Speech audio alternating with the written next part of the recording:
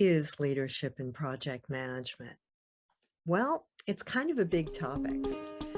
So, as you're accomplishing the goals of project management, you're also going to be displaying and utilizing the skills as a project team leader. So, ask yourself,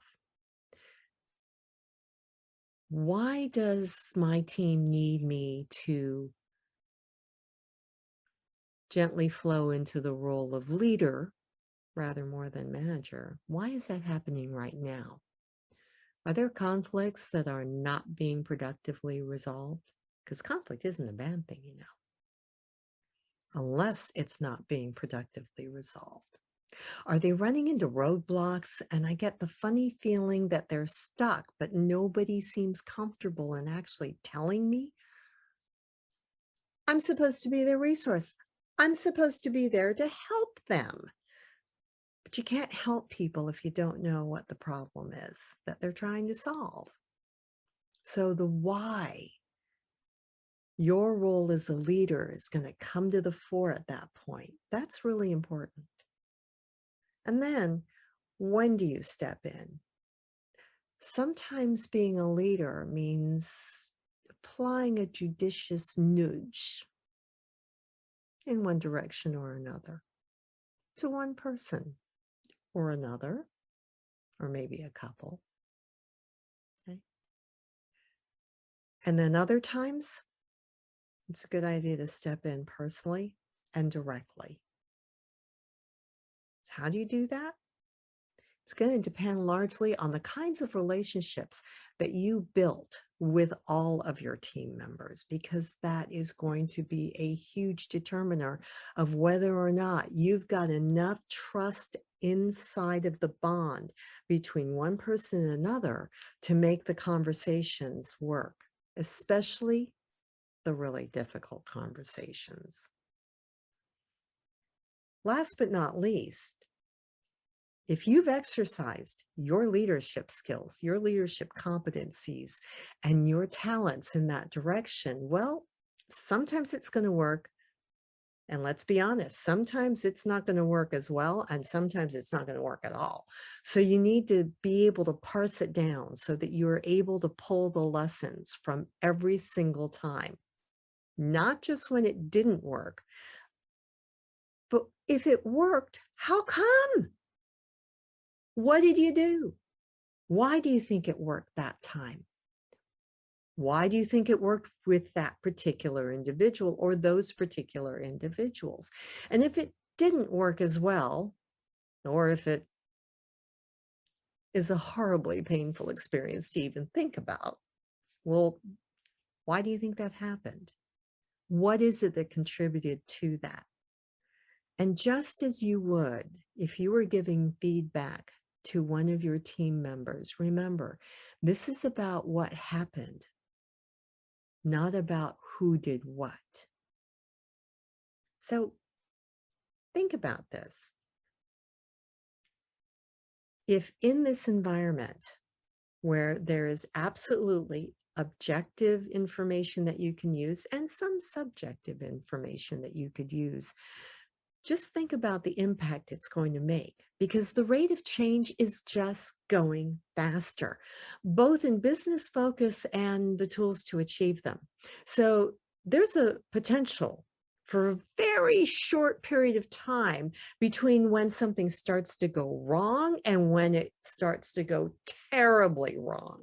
Your leadership is going to be the key to whether or not you catch that in time.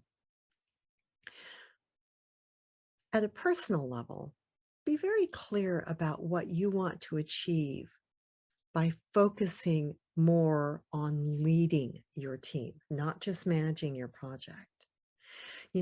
Leadership in project management is about a sum of some distinct parts. So let's start with the basis of it. The basis of good leadership in project management environments is relationship building, trust building, and managing those relationships. A great project that I worked on taught me so much about this because I watched as that project manager led by example and made a sincere and distinct effort to make sure that he had solid relationships with every single one of the key stakeholders that were involved in our project. And if he didn't yet, he made very strong efforts to start and build them. At the time, I remember a number of us thinking, gosh, this is taking a lot of time and we should be doing other activities, other things of planning. Um, when are we going to start the real work of the project? But see, think about this. When you build good, strong, productive relationships and you have a solid basis for trust, the information flows a whole lot better, a whole lot more, and a whole lot more quickly. On the other hand, if you have bad relationships with some of your stakeholders, and sometimes the worst relationship is suddenly realizing you don't have a relationship with that particular stakeholder, well, that also has a cost. It's going to cost you in time catching up, in time clarifying, in time rebuilding a trust that you didn't even know you'd broken because you didn't realize you had a relationship with that individual, but they did. That first major project and the project manager who ran it, anytime that I think, oh my God, this is taking so long, I think of how well Daryl laid the groundwork to make sure that that project ran smoothly based on the strength of the relationships and the bonds of trust that he built, because those allowed communications to flow. Now, the second distinct part, expectations. Because once you have those relationships, you should be able to get a lot more clear handle on what everybody's expectations are. You need to learn them.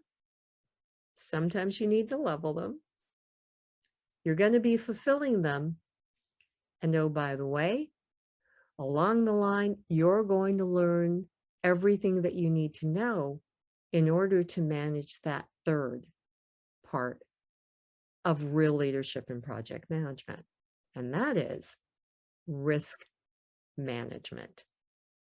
After all, can you actually run risk management well on a project if you don't even know what the expectations are of your key stakeholders? If you haven't built a strong enough relationship with these people so that they feel comfortable coming to you when things change, and let's face it, things change all the time, not just in our environment, not just for our team, but also in their environments and for their teams. As I said, leadership and project management isn't just one answer. So we'll be following up on this over the course of the next couple of weeks. Now, if you've got any comments or questions, please leave them in the space below. And if you enjoyed learning from this, well, please like this video. You know, we'll be releasing 2 a week. And so when you hit the subscribe button, you'll get notified when a new one drops.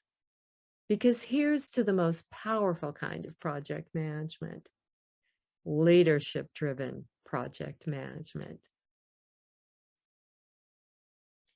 Thanks for your attention. See you soon.